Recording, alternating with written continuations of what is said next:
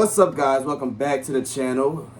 Today we're going to do something new. I got a little interview with my boy Joe. What's good? Go ahead and introduce yourself. Hey, my name is Joseph. I'm an actor. I'm an artist, content creator too, just like my man's Art right here. Been going to school with him since high school. Yeah, Obviously. yeah, yeah. He's doing his own thing right now. He's doing like his acting, trying to get his stuff out there, and just like push him out there and stuff like that. So, tell us more about yourself, Joe. Acting was not supposed to be my first thing at all. Supposed to be a football player. Supposed to be a basketball player. I was supposed to be an athlete. You know, I broke my wrist back when I was in 7th grade, and I wasn't able to do basketball camp. Right. So, like, with that being said, it's the summertime. I can't, can't just stay in the house the whole summer. And like, if you stay in the house a lot, you really know that it really gets tough in there, because you got like, damn, I'm really looking at these four walls every day. Right. So it was like a festival kind of, in Germantown at the park, and it was basically all these summer camps, and all these organizations were there. And my mom we still upon just acting one. Now I didn't want to go to that job. I'm gonna just be honest, I did not want to go. All right. My mom was talking to him. I'm looking at this white person, right? She's like trying to steal it. No offense to white people, but like she's trying to, spit it. And she's like, we are a nonprofit organization. We help kids. And in my head, I'm like, are you serious? Like, why are we talking to this lady? My mom took the little brochure and whatever, and like that was it. A week later, she gonna wake me up at like 6 in the morning, like, hey, you gotta get dressed, you gotta go to this camp. I'm gonna bring you over the top, like, go try to talk to her. My head, I don't know what camp she's talking about. Right. I go up.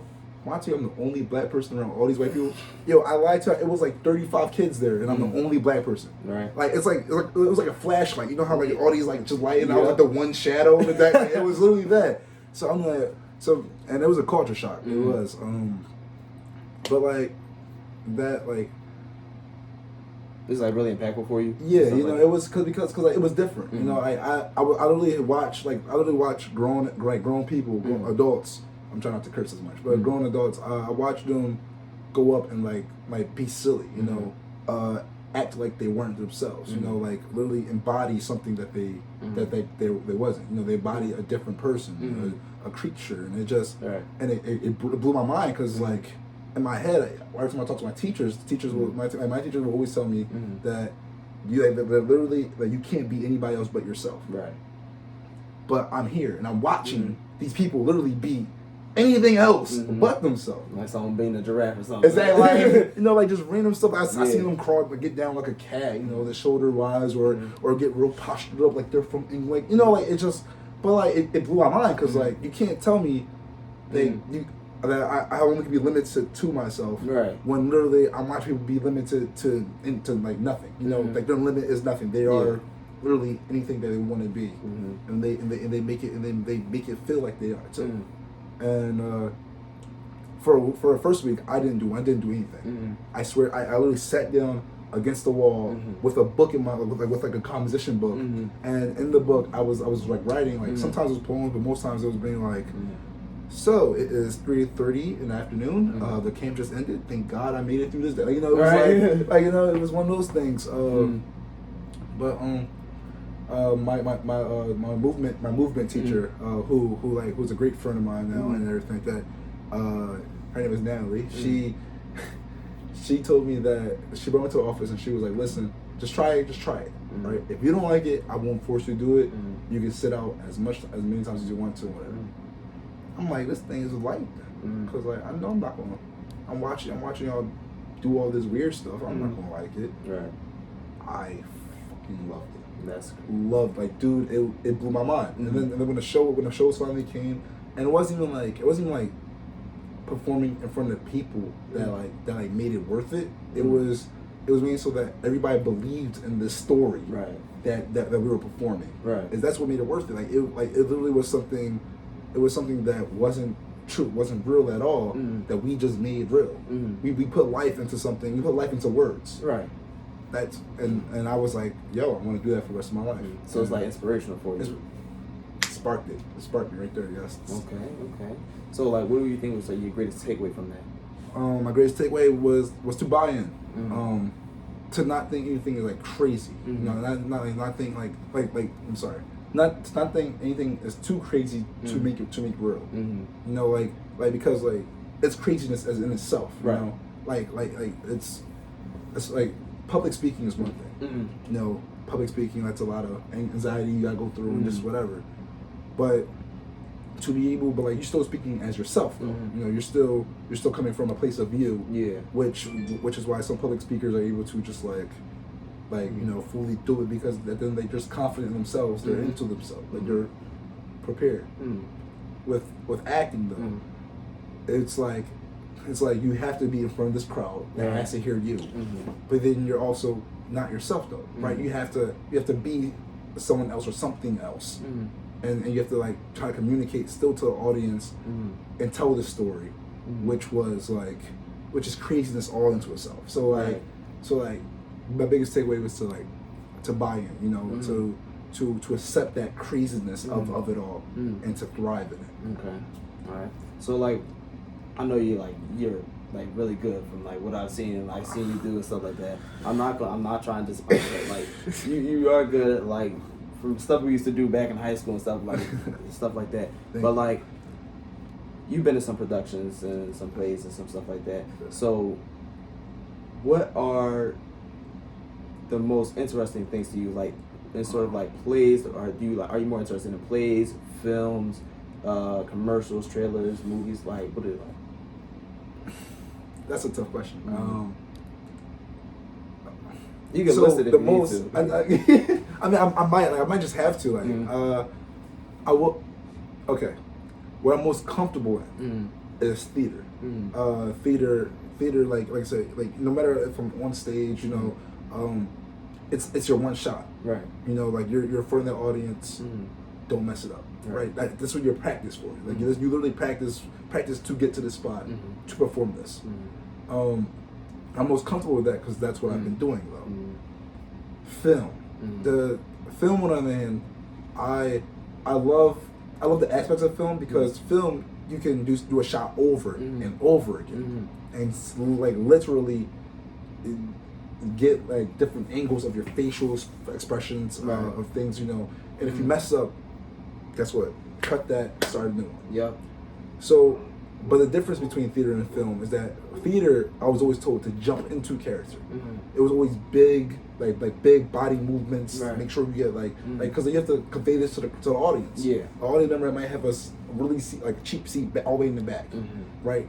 And so if they can't see you, you have to hear you. You have to over enunciate. You have to really get loud, project, and all this other stuff. Which makes for like big movements. Film, on the other hand, it's like your character's supposed to melt into you. Yeah. You know, film, it's like you don't need to do those big things till the camera catches everything. And what makes it tough is that like film, you have to live like you have to sort of live in the moment, right? Because the camera catches everything. With theater, right, when you're on stage and someone is talking, we're having this conversation. Someone like a conversation, of course, you shouldn't really expect the next thing to be said or whatever. But like you still get more freedom to be a little more lenient and more relaxed with it, because at the end of the day, when someone else speaks, the audience attention usually turns strictly to the person. So if you always be alive in the moment, but if you being alive is you literally sitting there listening as well, then like that's you living in it. But in film, it's like you can't like scratch it, you know, like because they're gonna catch it, you know, like no matter what. And also like film, for it to sound right, you know, you have to be it's like, you know, film is really melting into your character. Film, you want to be as true to you as a human, but also embody the characteristics of that character, which is why it's a constant of instead of you doing these big motions, right? You're more so like you know, like you have like the different, like the posture wise, different, so that's that. Commercials, trailers, all like short films, online bids, vlogs, all that is great. it's a great like it's a great way to allow people Mhm. you know like to show your talent, to Yeah. show like your versatility, Mhm. because like short films are I feel like are just as important as the big blockbuster films. Yeah. Because like the big blockbuster films like you're getting paid a lot. Yeah. 110%. Mhm. But like those short films Mhm. are what like your performance in there are what going to put people on notice to get you to the blockbuster films, you know.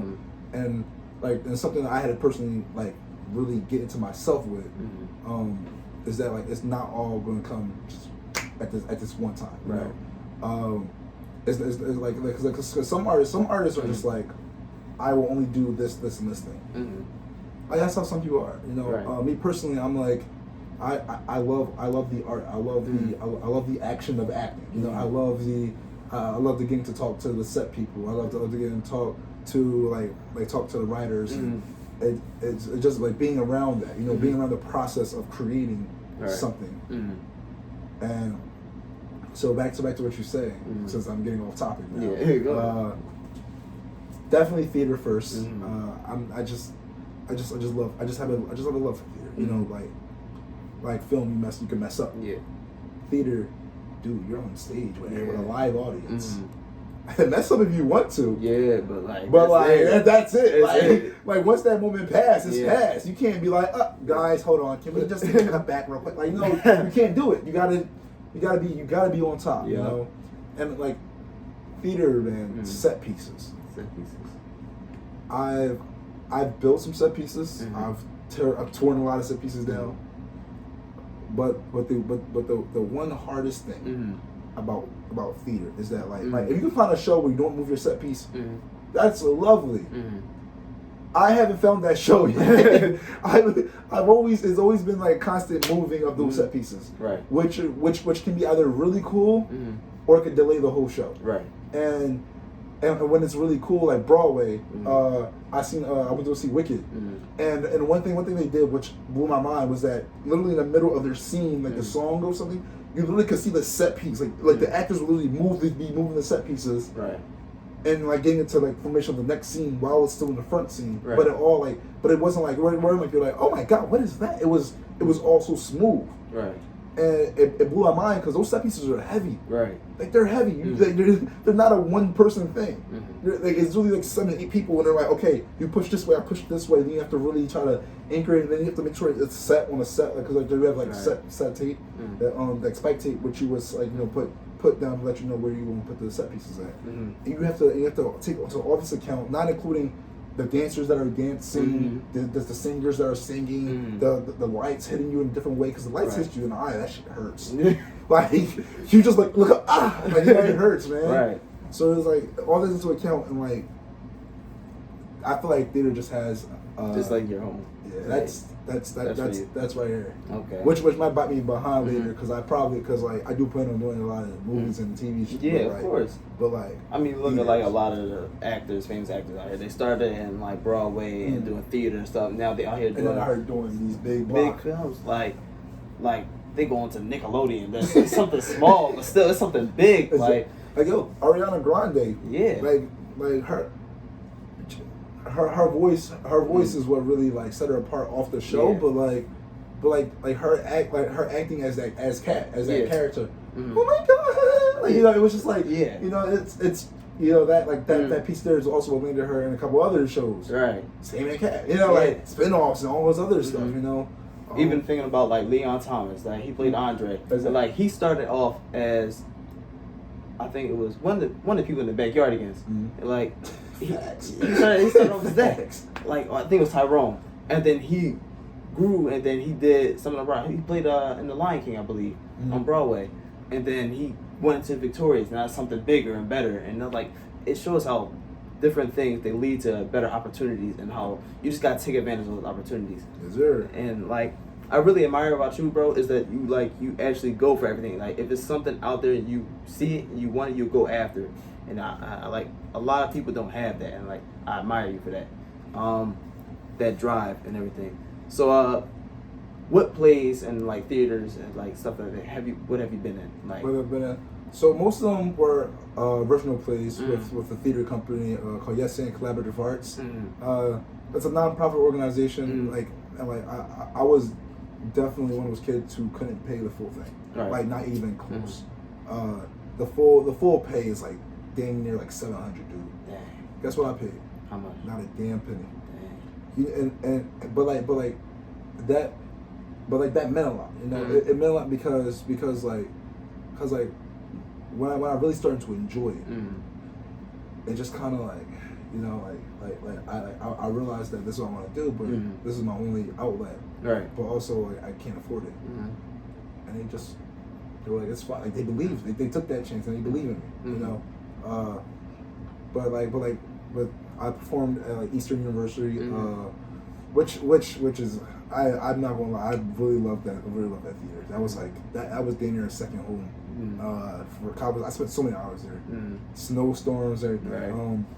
Plays and Players down in Center City, which is like a nice theater. Like man, like it's also a really good theater. It's big, spacious. The only thing like it's not even bad, you know. Right. But the only thing I can really say what was that I stepped on a nail and and I stepped on a nail 2 days before the performance. So that was a little crabby because I didn't have no shoes on. Ooh. You know, so it just kind of was like and I had to take it out myself. Like I had to because I stepped on it hard, and I'm like everybody's like looking at me and I'm like, you're bleeding. I'm like, I'm bleeding. I see that, you know. But I took the needle out. I took the nail out, and it just kind of it was alright, you know, like I was crippled, you know, I needed a boot, like, you know. But Venice Island, Venice Island is the best theater I've performed in, hands down. Also the people there are like the crew there are phenomenal. Shout out to Kelly.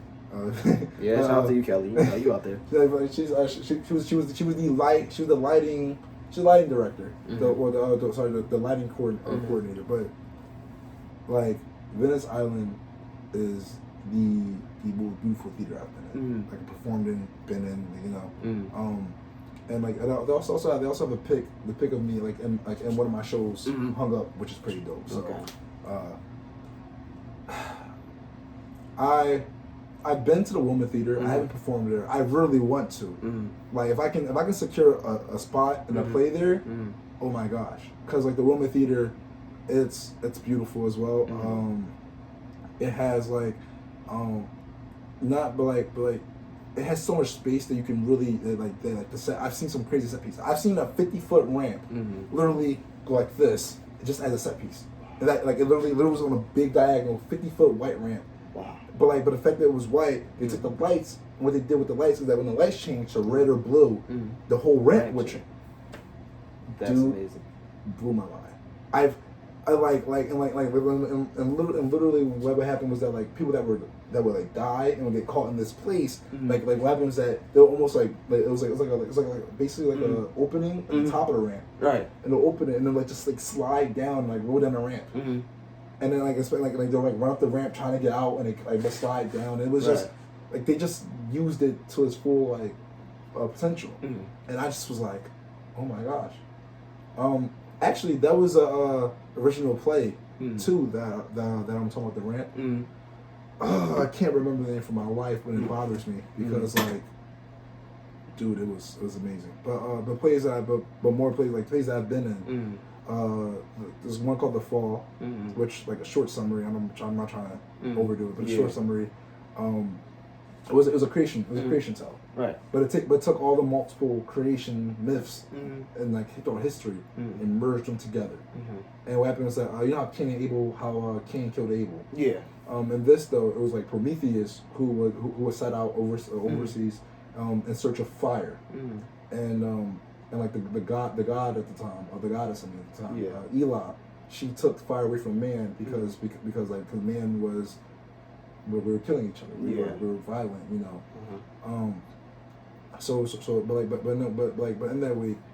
But in that week, the minor gods and goddesses they created a daughter, you know. They and which was supposed to be the most beautiful woman in the world, Pandora, and Abel married Pandora, Mm-hmm. but though Prometheus fell in love with her too. Mm-hmm. It was how it was, and Right. so in doing so, they returned. Mm-hmm. Abel and Pandora, they had their thing. They grew, they married, and all this other stuff. And Prometheus was running from that. Mm-hmm. He was running. He couldn't stay there and watch the love of his life Right. be with his brother. So he decided to go distribute fire throughout the world, which he was traveling. Every time he came back though, like Abel was progressively becoming a worse person. Right. Because he got rich. He got rich. He's the most beautiful woman in the world. It was like everything was going so good that he was like, I am that man. Like, right. Like yo, don't talk to me. I'm that man. Right. And when Prometheus would return, Pandora would tell Prometheus about basically how unhappy she was and all the things like his brother was doing and all this other stuff. Mind you, Prometheus, he's the older brother. Yeah. So as the story continued, the goddess Ela, she when she found out that the minor gods and goddesses gave the fire away, right. she killed them, and she was like, you know what, I have a plan for something. She basically I have something for that, and you're like, oh, okay, you think you slick, and when she went and this is my favorite show. I'm gonna tell you why as soon as I'm done displaying this, but she went and she gave Pandora her box, Pandora's box. Yeah. In which there was a key, and every time you opened it, it gave like some type of feeling. It gave like the organs or the brain or the heart. Some type of feeling that came through. But those feelings always had a negative impact. It always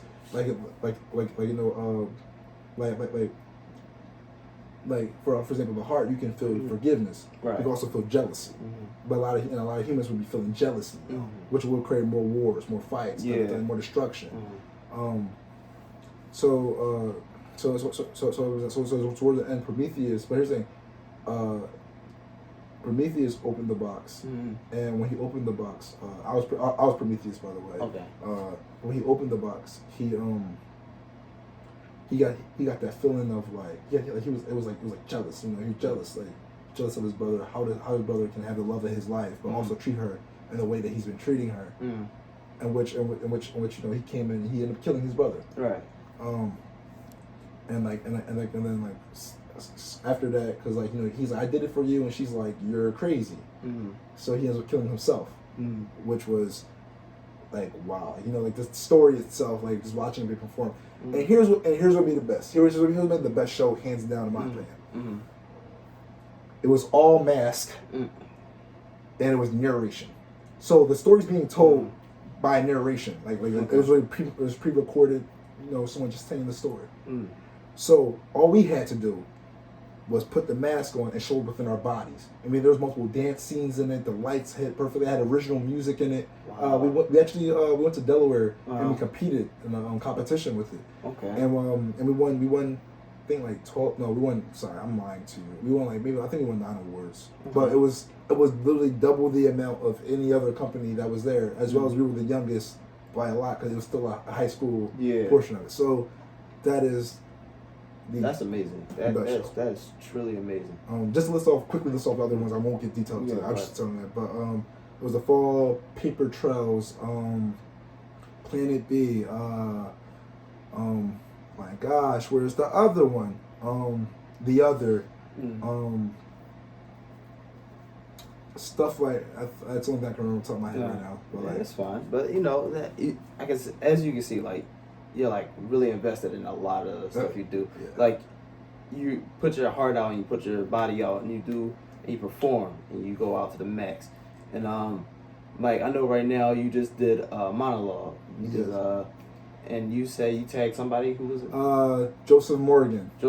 So Joseph Morgan, if you're watching this, go check this man out. Please do, man. Highly recommend. Dude, so trying to get his attention, man. Seriously, So everybody spam up Joseph Morgan. Get his attention. Go on Instagram, go on Twitter, whatever you got. Contact this man and put this man's name out. 1x.jo3. Comment Joseph Morgan right underneath that. Please do, because seriously, he absolutely when he did it on the show. Mm-hmm. So when I started watching the show, Mm-hmm. the originals, when I started watching it, Uh-huh. I was having like doubts. I was hesitating. Right. I was. It came to the fact when it was like when people were like, be realistic with yourself. Mm-hmm. You know, acting was fun, but is that really what you want to do with your life? Mm-hmm. Don't you want to do something more stable? Mm-hmm. Don't you want to just get like a regular job? Right. Maybe like just go to like that, be comfortable. Mm-hmm. And while I was hearing all that, Mm-hmm. and I was like, like in my brain, I was like, it makes more sense. Like why take that risk? Mm-hmm. But his portrayal of Niklaus, his portrayal of it, like, it was like that character is so like broken and fragmented. Right. Within being the youngest. Mm-hmm. You know how like younger siblings, like they're like I'm the youngest, like the youngest siblings, they just have their own. They feel like wants to prove something. With the chip, Right. And Klaus was violent. Mm-hmm. Dude was violent. He was prideful, was selfish. Mm-hmm. And as you're watching this character, he's embodying this character completely. Mm-hmm. But there's also like those moments of softness, those moments of vulnerability. Right. And it really made me think, because I'm like, it can't be like this. What my dream is can't be too crazy if I can literally watch someone living out my dream. Right.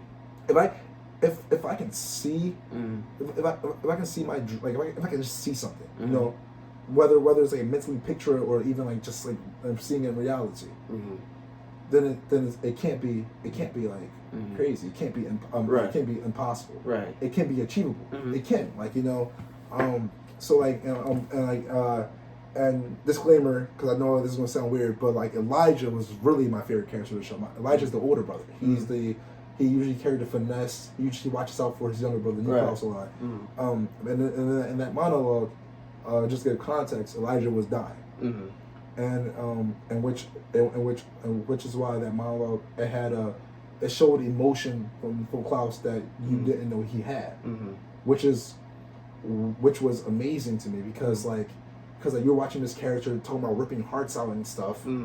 And then, just to hear him basically, like, he goes into this whole thing where he's like, I need you. Like, I can't do this by myself. I can't, even for my daughter, like, I can't, So that like basically inspires you to go on with this monologue. It was not even, like, just inspired me to keep acting, to keep going, which is why I'm saying, like, that monologue was me. It was monologue was an appreciation. It was an appreciation monologue. It was an appreciation post, So yeah, so make sure, in fact, I'm going to play this for y'all right now. Check out this monologue.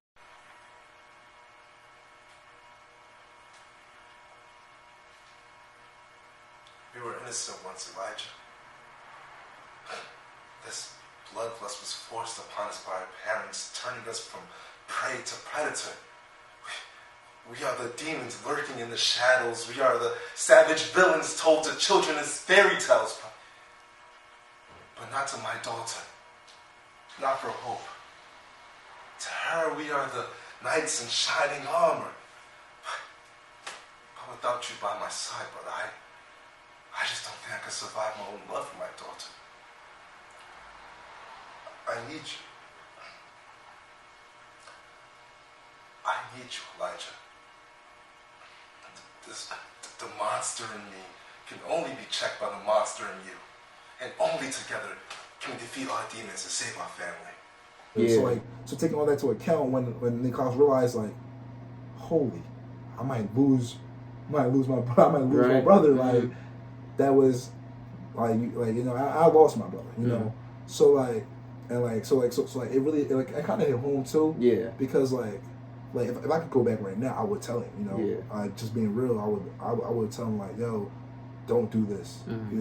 Or like yo, I don't, like, if you need this, I got you. Yeah. And I would try to avoid as much as possible, because I do need it. And I've been using that to, like, fuel me as well. But it definitely hit home because, like, I didn't watch my brother die. I'm not saying that. He was already passed. But, it was definitely that same feeling of, like, damn, you know, like Yeah. I need you, you know, like I don't know what I would do or what I will do without you. Yeah. And like, and my monologue kind of like filled the gap between because for me it was like he was like taken away straight, like, you know what I mean, like it was one of those things like I woke up that morning, story time. I woke up that morning, I went to like this 2-week camp, just talking about the next play I was gonna do, actually. Right. We was knocking out ideas and stuff. I came home, I had a girl come over, we chilled out, and everything was going great. I'm playing 2K now with my best friend Miles. We're playing, like, you know what I mean? Like, everything was great. Like, everything clicked that day. Going beautifully well. Man, it's the summertime, not to worry about. I'm chilling, playing 2K, got the joint over. Yeah. And my mom calls me. So I answer. I don't see nothing wrong with it. Hey, what's up, Mom? You good? And I just hear her crying. And instantly, like, my heart just sank, because like hearing if you ever heard your mom cry, you know, like, you never want to hear, you never want to have or hear your mom, never. Like, so just hearing her cry was like, it just sucked everything out of me. I'm like, whoa. No, so I'm like, what's wrong? And then she goes, no, TJ's dad. And I'm like, and mind you, when I said it, I set my mic in, so Miles can hear everything. Like, they don't hear because she's on the couch. My mom's on speakerphone. I'm not even. So I'm like, and it was just, and I never got so quiet in my life. You know, like, everything got quiet. It was like the 2K music that was even playing got quiet. Like, it was ridiculous. Like, everything just dead silent. And that's how I was told. Like, you know, so I had to put myself in a position of cause I had to take that pain, you know, and I'd be in that position of like applying it, you know. Imagine you're watching. I didn't watch my brother. Imagine you're watching your brother die in front of you. You know, like, that's a whole new. And like, and you tried everything in your power, like, to save him right now. And he's still dying. So right now you're just pleading, like, you're just talking, like, you're like, yo, I need you. Like the monster in me can only be checked by the monster in you. Like, you feel me? Like you are my other half. Right? You know, which was the like gap. I guess you could say. That's that bridge. The bridge. Yeah. That's cool how you can use your own personal life to relate and get into character and to push you to do better things. Oh, you have to, man. Like, that's the only way anybody's gonna feel you. You know, if you act with no personal ties, because there are actors that do that. And don't get me wrong, like, if it works for you, it works.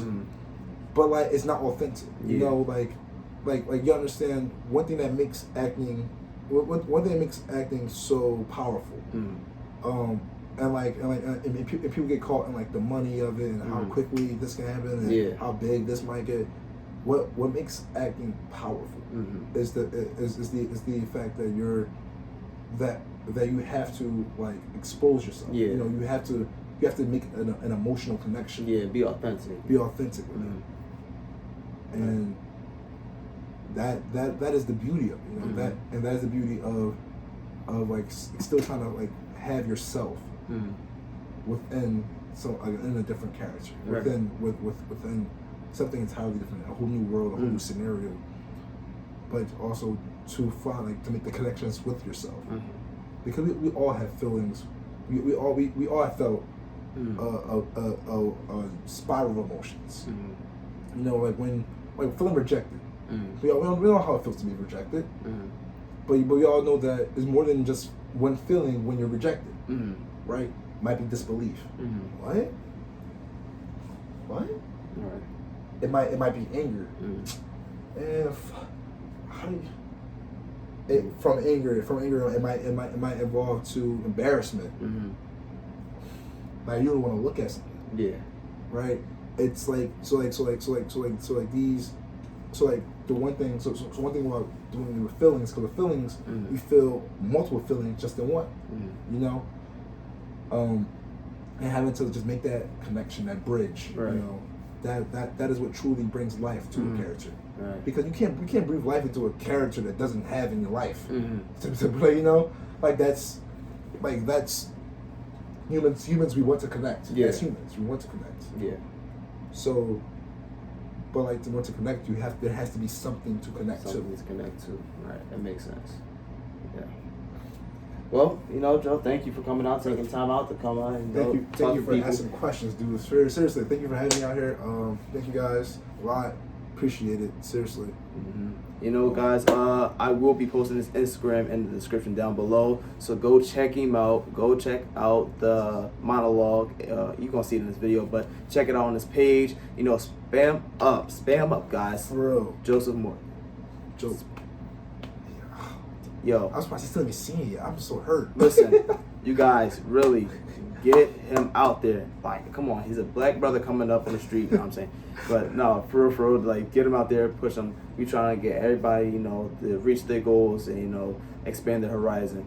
But, you know, as all, thanks, Joe, for coming to talk it out, you know what I'm saying? Oh, I like that. I like it that. out. To talk it out. Yeah. I like. See?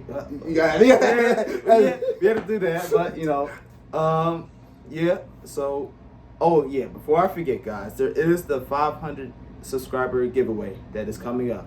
We do need 500 subs. If you want to win an Echo Dot or an Amazon Fire Stick, make sure you subscribe. I'll put something on the Instagram to show how to actually enter the contest once we hit 500 subs. So make sure you like, comment, and subscribe, and tell your friends everything. Spam up Joseph Morgan. I'll put his Instagram in the description down below. All right, y'all, we out. Peace.